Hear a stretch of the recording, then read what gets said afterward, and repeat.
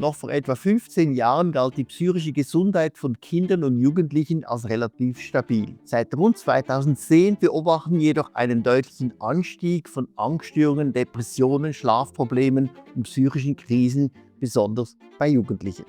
Dieser Wandel fällt zeitlich mit der rasanten Verbreitung von Smartphones zusammen. Aktuelle Studien zeigen, dass Smartphones psychische Belastungen nicht nur begleiten, sondern verstärken. Jugendliche mit eigenem Smartphone berichten häufiger über Angst, depressive Symptome und Schlafprobleme. Besonders betroffen sind Mädchen nach der Pubertät. Mein Name ist Gregor Hasler, ich bin Psychiater und Neurowissenschaftler.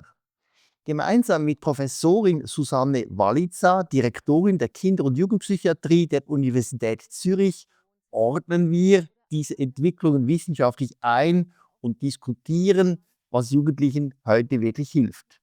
Es geht dabei nicht um Panikmache, sondern um Orientierung. Wie viel digitale Welt tut jungen Menschen gut und wo beginnt sie zu schaden? Welche Verantwortung tragen Eltern, Schulen und Politik?